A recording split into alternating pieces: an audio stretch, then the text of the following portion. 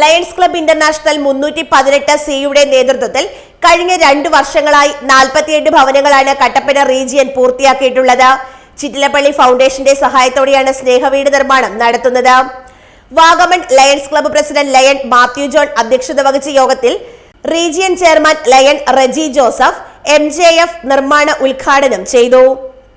ഒരു ലയൺസ് ക്ലബിന്റെ ലേബലിൽ ലയൺസ് ക്ലബിലെ അംഗങ്ങളുടെയും ചിറ്റിലപ്പള്ളി ഫൗണ്ടേഷനിൽ നിന്നുള്ള വിഹിതവും കൂടി ചേർത്തുകൊണ്ട് ഈ നമ്മുടെ ഓരോ പ്രദേശത്തും അർഹതപ്പെട്ട നിരവധിയായ ആളുകൾക്ക് ഈ ഒരു ഭവനം വെച്ച് നൽകുമ്പോൾ ലയൺസ് പ്രസ്ഥാനത്തിൻ്റെ യശസ് ഉയർത്തത്തക്ക രീതിയിലുള്ള പ്രവർത്തനങ്ങളാണ് എല്ലാ ക്ലബ്ബുകളും ചെയ്യുന്നത്.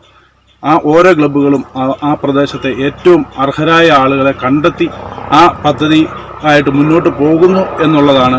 ചിറ്റിലപ്പള്ളി ഫൗണ്ടേഷൻ ലയൺസ് ക്ലബിനെ ഈ ഒരു പദ്ധതിയിൽ കഴിഞ്ഞ വർഷം നല്ല രീതിയിൽ പോയി, ഈ വർഷവും അത് തുടർന്ന് അടുത്ത വർഷവും ഈ പദ്ധതിയുമായിട്ട് നമുക്ക് മുന്നോട്ട് പോകുവാൻ ഈ ചിറ്റിലപ്പള്ളി ഫൗണ്ടേഷനുമായിട്ട് ലയൺസ് ക്ലബിന് ഒരു അതിൻ്റെ എഗ്രിമെൻ്റ് വയ്ക്കുവാൻ സാധിച്ചു എന്നുള്ളത് ആ നല്ലവരായ ആളുകൾക്ക് അല്ലെങ്കിൽ ഏറ്റവും അർഹതപ്പെട്ട ആളുകൾക്ക് ഈ ഒരു പദ്ധതിയിൽ ഗുണഭോക്താക്കളാക്കാൻ പറ്റി എന്നുള്ളതാണെന്ന് ഞാൻ പൂർണ്ണമായി.